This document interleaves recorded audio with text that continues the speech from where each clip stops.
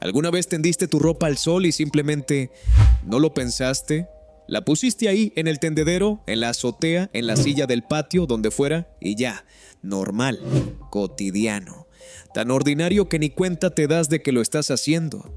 Pues en miles de comunidades en Estados Unidos eso te puede costar una multa. No es exageración, no es un meme. En muchas colonias residenciales americanas, colgar ropa fuera de tu casa está prohibido por reglamento.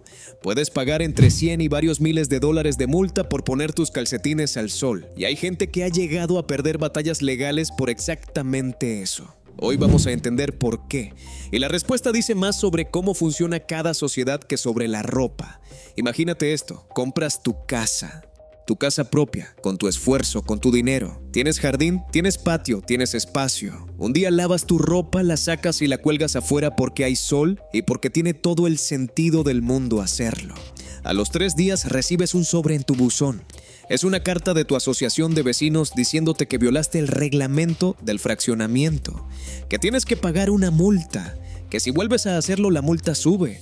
Eso le pasó a gente real en Estados Unidos, no en los años 50, en años recientes. ¿Cómo llegamos a que tender ropa se volviera algo por lo que te pueden multar? La historia empieza con algo que se llama HOA, que vendría siendo algo como la Asociación de Propietarios del Fraccionamiento. Cuando un desarrollador construye un fraccionamiento en Estados Unidos, crea junto con las casas un reglamento interno. Un documento que todos los que compran ahí firman porque quieren la casa. Y ese reglamento dice exactamente cómo debe verse el vecindario, el color de las puertas, el tipo de plantas que puedes tener en el jardín, si puedes estacionar tu camioneta de trabajo frente a tu propia casa. Y en muchos fraccionamientos, si puedes colgar ropa afuera. Hasta aquí suena raro pero tolerable.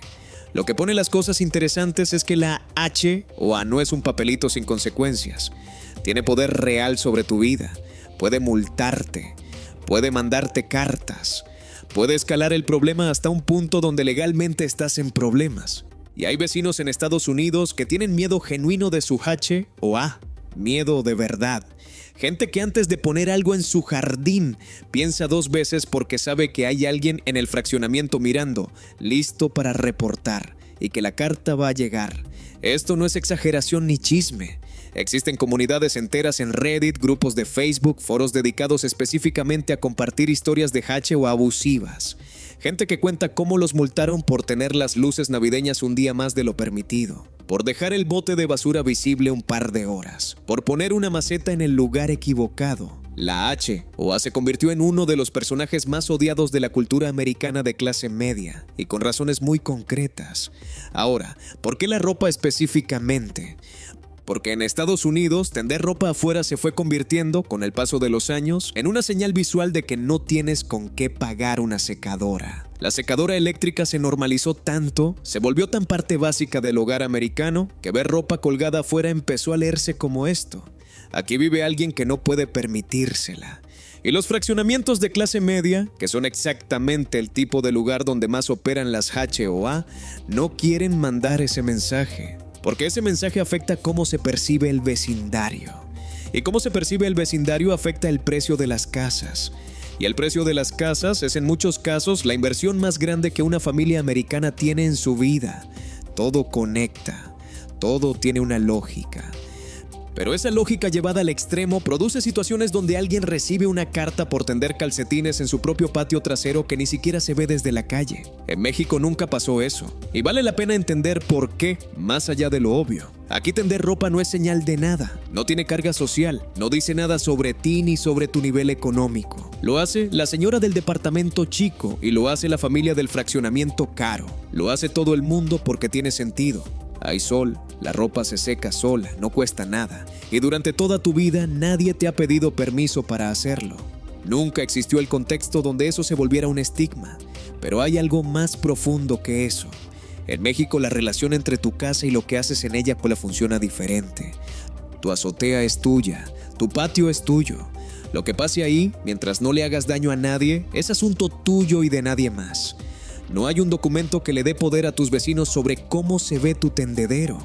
No hay una figura organizada con autoridad para multarte por cómo usas tu espacio privado.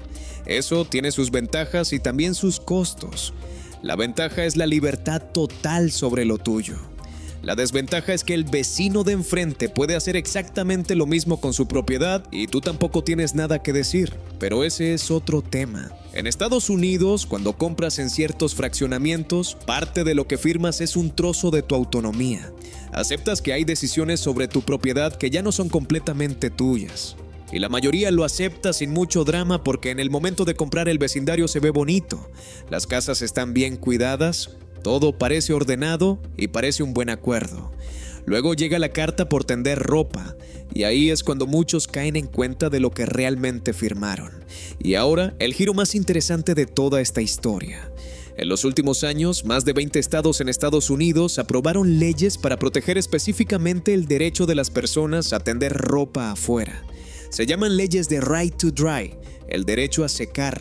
California lo tiene, Colorado lo tiene, Florida lo tiene desde hace décadas.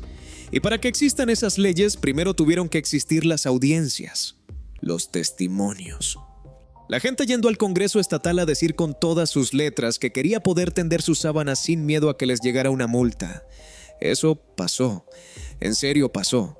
Adultos, propietarios de sus casas, con sus papeles en regla, tuvieron que ir a pedir permiso al gobierno para usar su tendedero. Y en los estados donde esa ley no existe, la asociación de vecinos todavía puede decirte que no. En México esa conversación nunca ocurrió porque nunca fue necesaria. Nadie tuvo que defender ese derecho porque nadie intentó quitárselo. Ni siquiera existe como concepto que necesite protección legal, porque el marco donde esa prohibición podría instalarse nunca se construyó aquí. Piénsalo un momento. Dos países vecinos, dos formas completamente distintas de entender qué significa ser dueño de algo.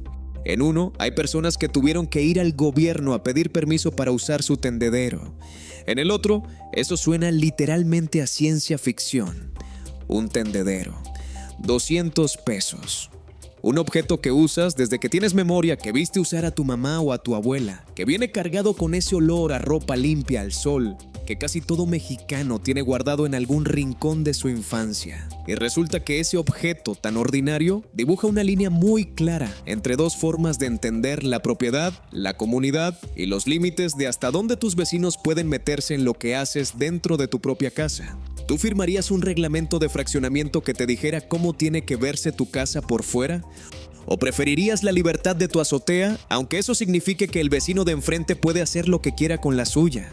Cuéntanos en los comentarios. Y si este video te hizo ver diferente algo tan cotidiano como tender ropa, dale like y suscríbete a Nación Comparada. Cada semana hay un video nuevo que te va a hacer preguntarte cosas que nunca habías cuestionado.